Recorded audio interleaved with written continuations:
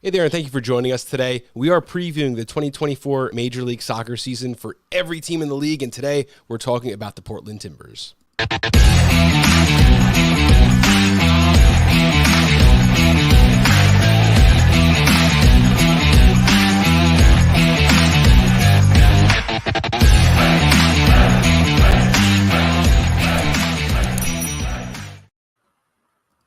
Joined today by Sam Svilar, formerly of Stumptown Footy. What's going on there? Last year, we were in a very uncertain place in February.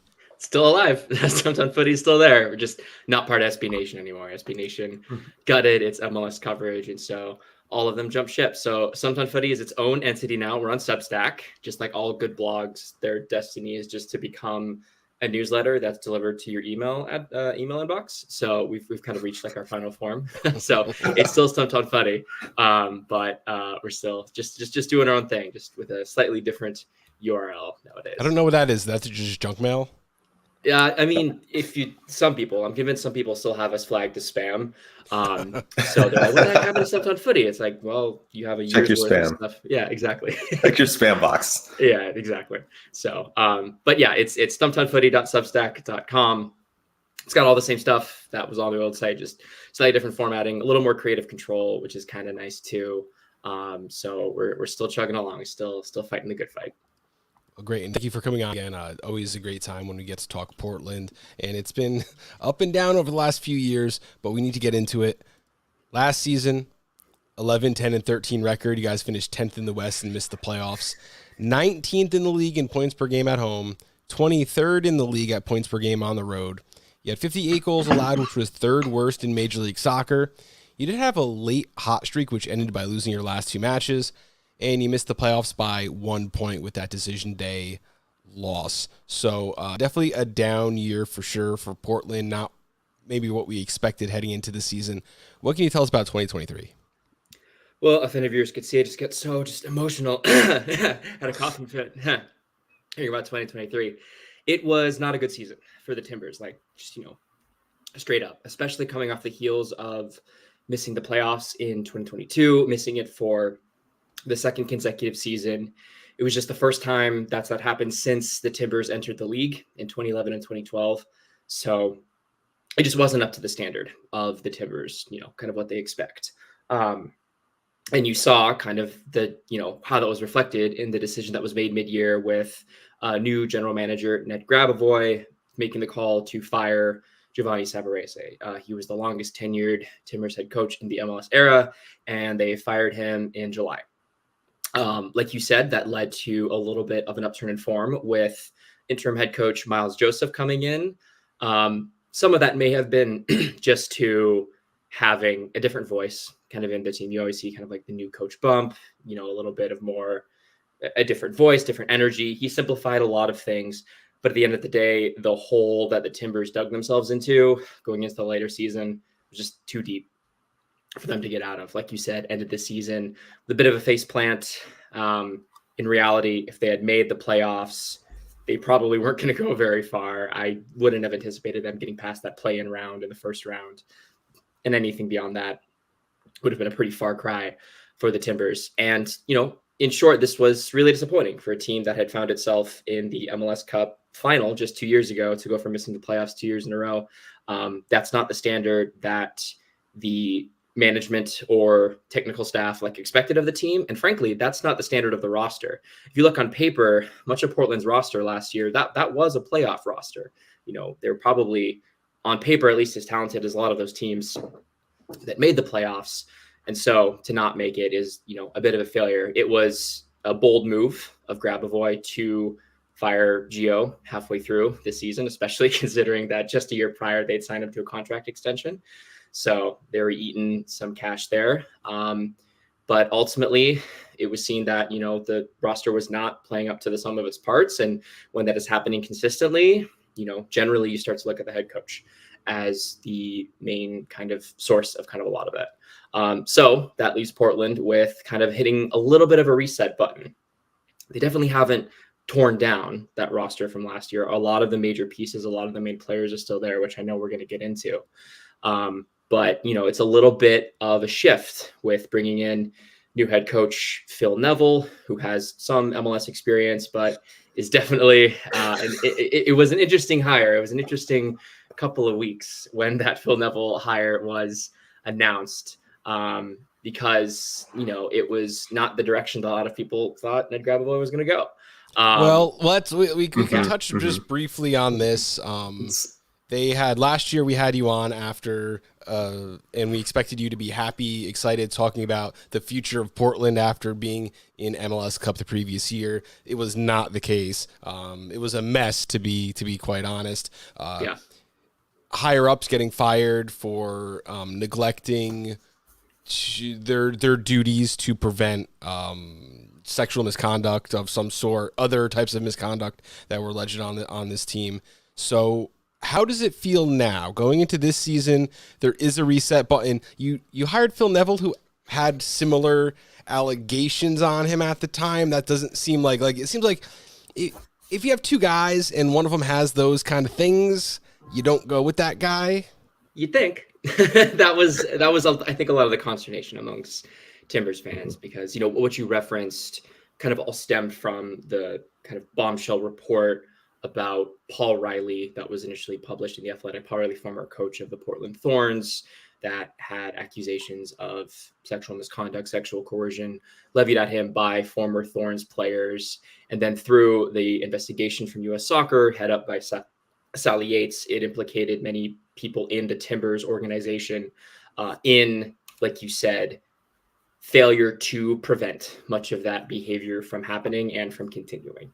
And those people are no longer with the organization. I mentioned new general manager Ned Grabavoy took over for longtime general manager Gavin Wilkinson, who was fired prior or just after the 2022 season. So it was a lot of change. With, on the heels of that too came the news of the sale of the Portland Thorns, which just became official. For many fans, that was a bit of a bittersweet moment. It was positive for them to kind of see the Thorns move away from some of those individuals who were named in the report and who were identified as people who maybe couldn't have done more and didn't do more. And at the same time, it was a splitting of the club. The Timbers and the Thorns have always kind of been connected. They've been, they've shared staff, they've shared facilities, the community, they're very interwoven. And so to see them separated is a little bit of a sad moment. They're still in Providence Park. The Thorns aren't going anywhere. It's not like they're, shipping them to, Oklahoma City, for shouts to our friends up in Seattle, or anything like that. But it does kind of reflect that Portland soccer fans are still kind of dealing with a lot. There's a lot kind of on their brain and on their hearts. And like you said, then came the Phil Neville hire. Phil Neville, who got into some trouble with some tweets posted on social media. They were some time ago, that were sexist towards women in connotation. And those immediately came to the surface. And like you said, a lot of people's questions were, why would you hire that guy? That's the one who comes with the baggage. Why would the internet doesn't forget the baggage? Never. It's forever, which is both terrifying and great. So that raised a lot of eyebrows. Phil Neville answered the best that he could in his opening press conference about what he's learned, how he wants to meet with supporters to kind of get to know who he is, that he stated that those were a reflection of his character. For Timbers fans at this point, the level is there. He's with the club. He's with the team. He is the coach. There's not really much that can be done about that at the moment. So now, as it is with the start of the past few Timber seasons, fans are like, all right, we're going to support the team. But at the same time, there's still some frustration with some of the decisions that some of the decisions that the decision makers in this club have made. Getting back to the field, we need to talk about some of the contributors from last season. We have Evander with 9 goals and 4 assists. Frank Boley, 7 goals and 1 assist. Felipe Mora, 6 goals and an assist. Dairon Espria, 5 goals, 5 assists. Santiago Moreno, 3 goals, 6 assists. Juan Mascara, 2 goals and 4 assists. And I can keep going because there were 17 goal scorers on the Timbers roster during last year. Let's talk about these contributors here. Yeah, the fact that nobody on that list or nobody that you cited broke double-digit goals, got to that double-digit, highlights one of the big issues on the field that the Timbers faced in 2023. And it's that, they weren't defending well enough. They weren't scoring enough goals and weren't defending well enough to stay in games. So it was a big problem that they couldn't really settle on a main goal scorer. Frank Boli had a strong form when he was brought in as a TAM signing. He had a good streak, but went pretty cold towards the tail end of the season. Felipe Mora almost had the reverse effect. He was coming back from injury, then came back and ended, a little strong. But again, it was too little too late.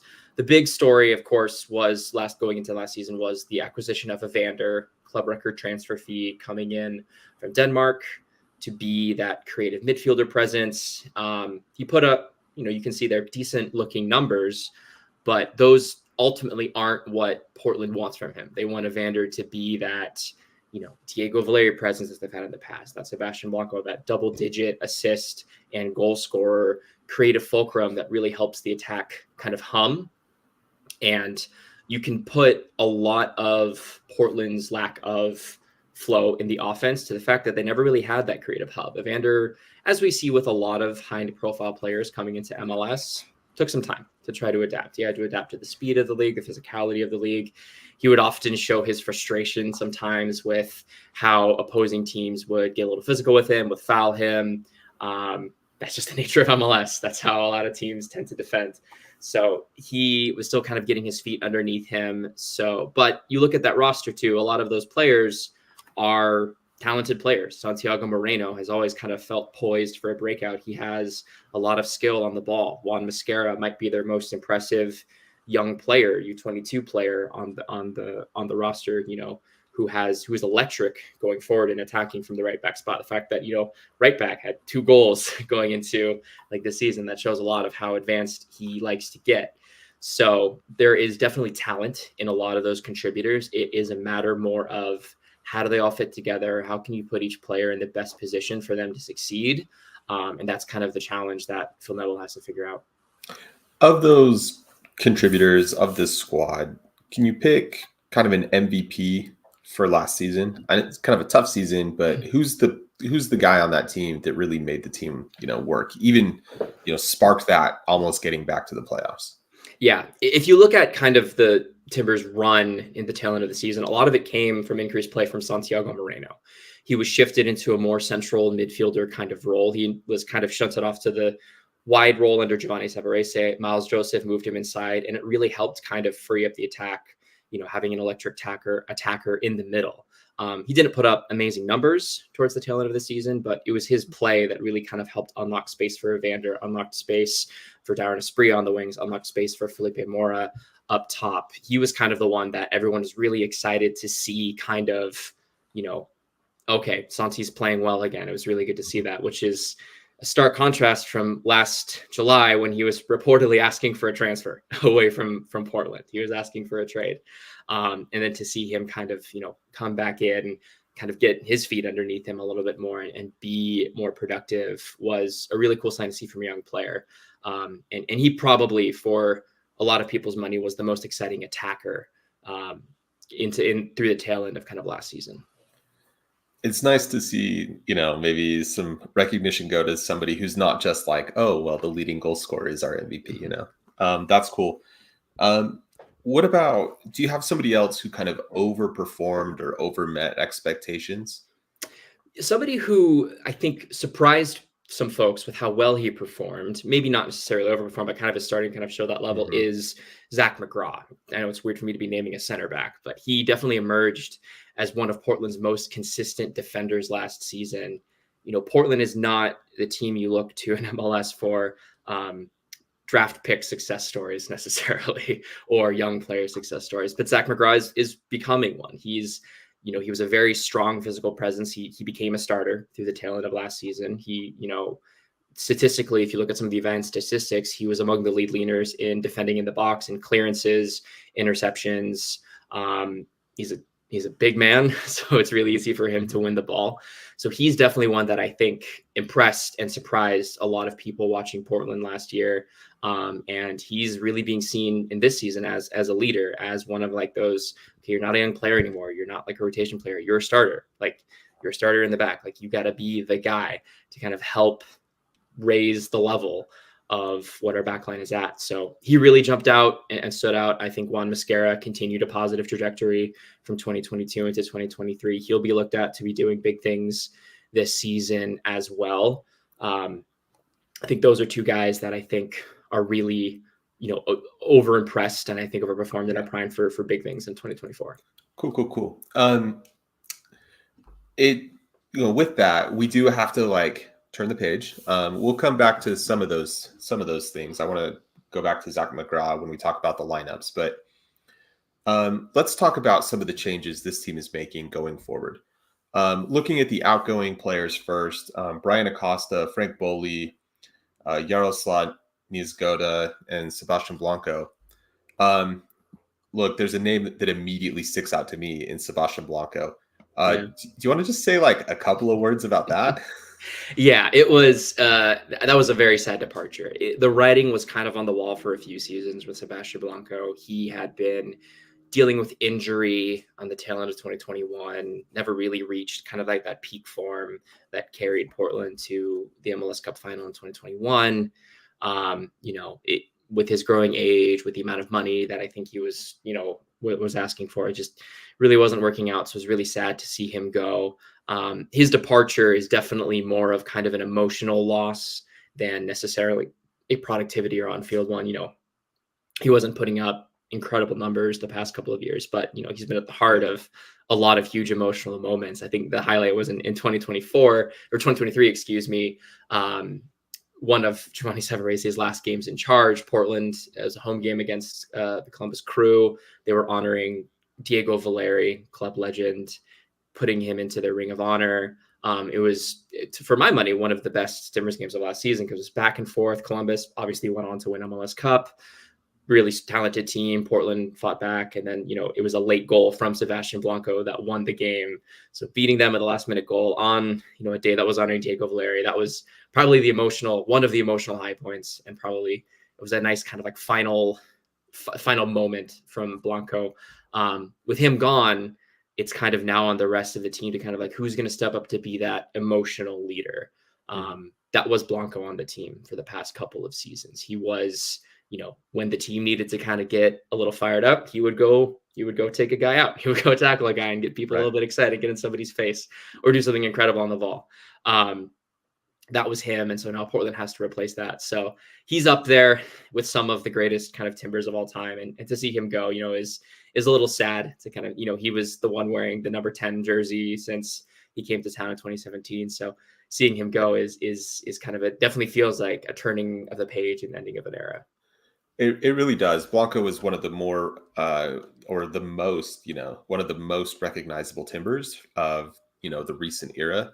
But all good things, they say, must come to an end. But that's really just an opportunity for new good things. Let's look at some of these incoming players.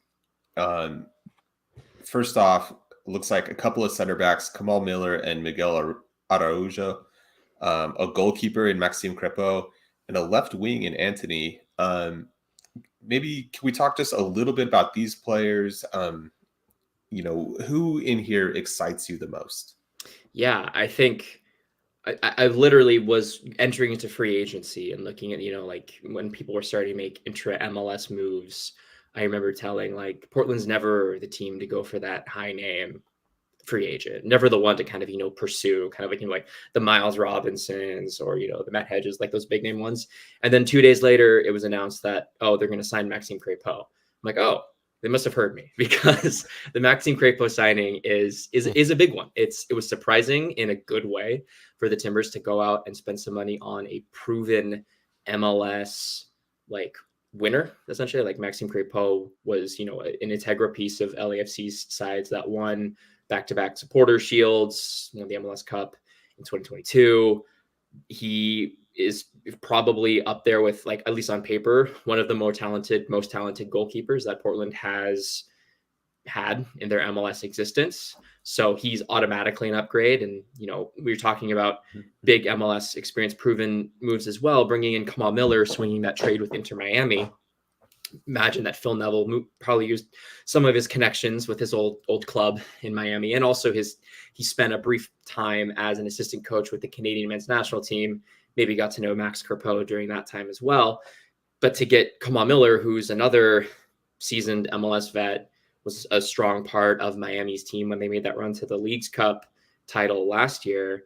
Bringing him in is another kind of statement of intent that will help solidify the back line. Those two players alone in and of themselves helps elevate the defense to a level where, if they're in the defense last year, Portland makes the playoffs, I would say easily.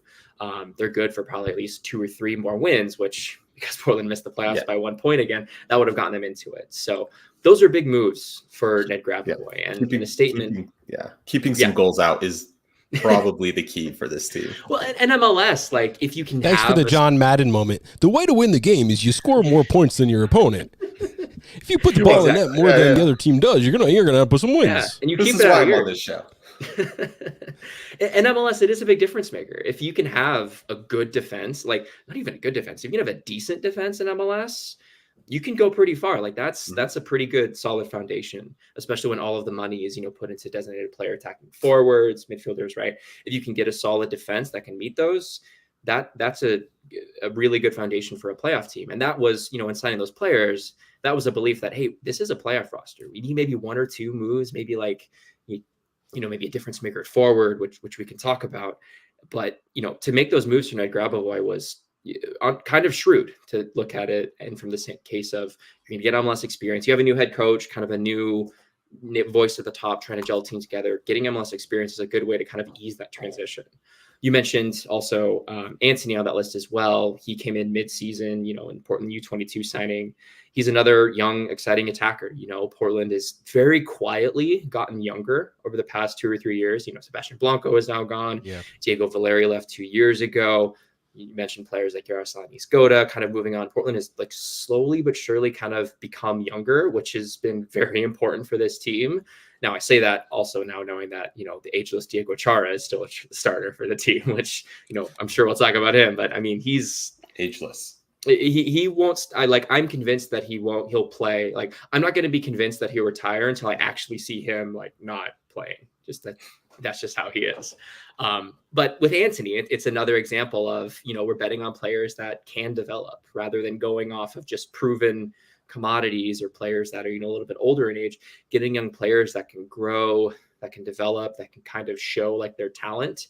That is kind of what the direction that this roster is kind of going, which is an exciting thing for a Timbers team that, again, has been a little old in the tooth the past few years.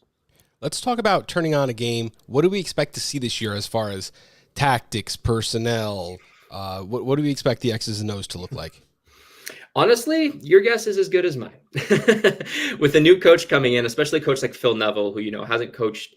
He got fired midway through with Miami to, right before they signed this guy named Messi and brought in Tata Martino. During his time in Miami, he wasn't really committed to any specific style of play or any specific formation. He toggled between a back 3 and a back 4, 2 forward setup, 1 forward setup. Occasionally, you're throwing a 4-4-2 diamond. He was a little hamstrung by playing games in Fort Lauderdale, where it gets pretty hot for most of the MLS season. Can't really have a high-intensity counter-pressing team in that kind of weather, especially when, during his time, one of his star players was Gonzalo Higuain. You're probably not going to get a lot of running out of him. So coming to Portland, it's a question as to whether he will continue to look more towards counterattacking or will be more focused on trying to actually use the ball. During his introductory press conference, he talked about trying to use the ball, trying to be attacking, trying to bring it, trying to be a little more of an attacking type team and use the ball and be forward. So it will be seen will he do that. During preseason, he's toggled between a 4-2-3-1 and a 3-4-3 looking style setup. So those would probably be the big two you'll probably see. I would say just as common, you'll see a back 4 and also a back 3 with the Timbers, especially with, as we mentioned, the dearth of center back talent that's on the team. I wouldn't be surprised to see kind of those used interchangeably or situationally throughout the year. You can expect the attack to run through Evander. Like, that is definitely one thing that I think you can say will be consistent. He said how the team wants him, the coaches want him to have a more free attacking role, being able to go find the game, be a little more creative.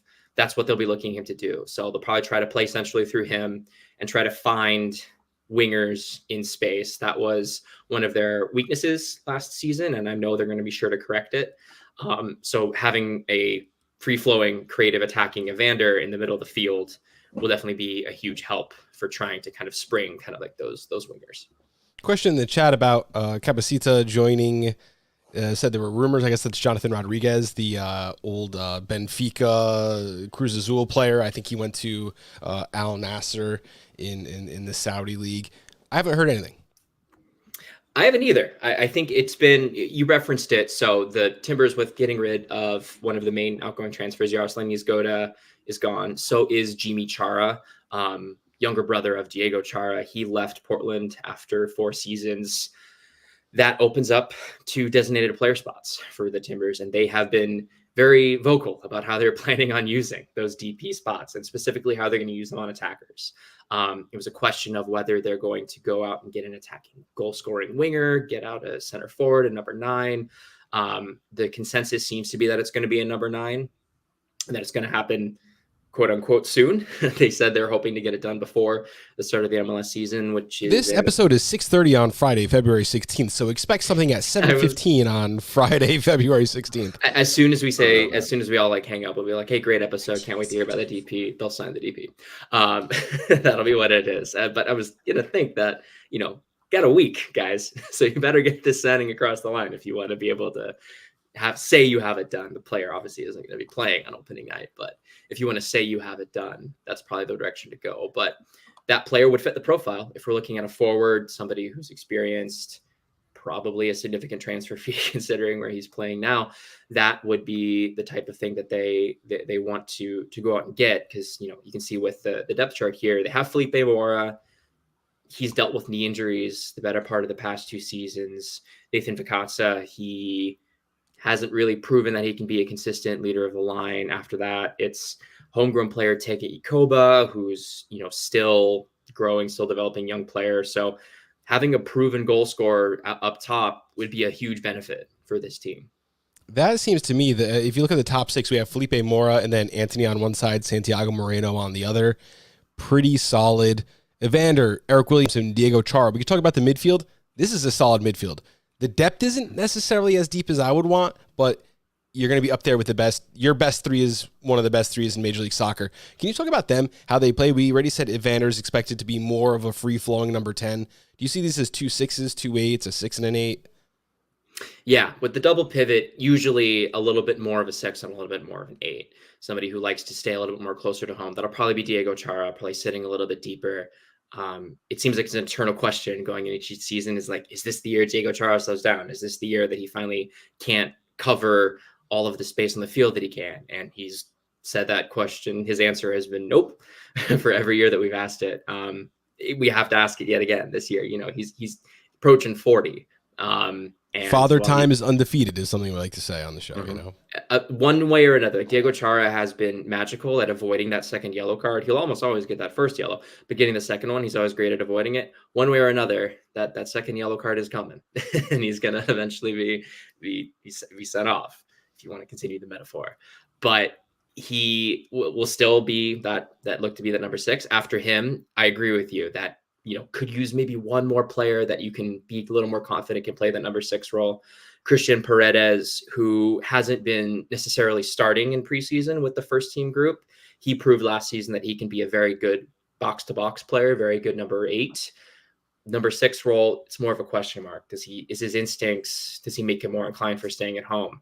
Another young player on the roster, David Ashala, he tore his ACL, I think 2-3 games into last season. So he's another question mark of can he come and fill in some of that player. He's kind of being eyed as the heir apparent for Diego Chara. I would feel a lot more confident if he can actually show that this season, if he can have some consistent game time, show that he can be that, strong defensive midfielder to hold down the back line. And in front of him, Eric Williamson, another injured midfielder. Noticing a trend. It's very unfortunate with the Timbers of having midfielders with injuries last year. Williamson being able to be kind of like that box-to-box player, that creative presence that he showed that he can be in 2022 is a huge benefit for Portland. So he'll be asked to kind of play that box-to-box role. You could see Paredes in there as well. Again, on paper, that is a very talented midfield, like you said. It is, it has the capacity of being up there with one of the stronger ones in the league. The question is always, can you get it all to kind of fit and work together? It was something that Giovanni Savarese just kind of lost towards his tenure. He wasn't really getting the midfield to gel the way that he wanted to. One of Portland's big weaknesses last year was they couldn't scramble and defend in transition. And a lot of that was due to the midfielder positioning, was to where Evander was to where the number 8 was, whether that was Williamson, Paredes. Being able to defend in transition was a big weakness of the team. So can they figure that out? Can they get all of the pieces working and humming together to put Evander in the best position to have an influence on games? Because the more often that he is, the more space it'll create for the likes of Anthony, Santiago Moreno, Felipe Mora, elsewhere. On paper, this offense, the midfield, that is comfortably a playoff team. Like comfortably. And even based off of last year's performance, that's comfortably playoff levels. Yeah. It's the defense that let you down in a big way last year. Let's talk about the changes here. Because you conceded a third worst in the league, 58 goals. Sounds about right. It wasn't great. Yeah. So just real quick, you talked a little bit about transition defense being a letdown. Other than personnel changes with like Kamal Miller maybe stepping in, or having somebody new step in next to Zach McGraw, are we expecting like a tactical change defensively to help solidify that? I wouldn't be surprised if there is one. I think Phil Neville has rolled out the team in a back 3/back 5 with Kamal Miller, Zach McGraw, and Dario Zuparic kind of being like those 3 center backs.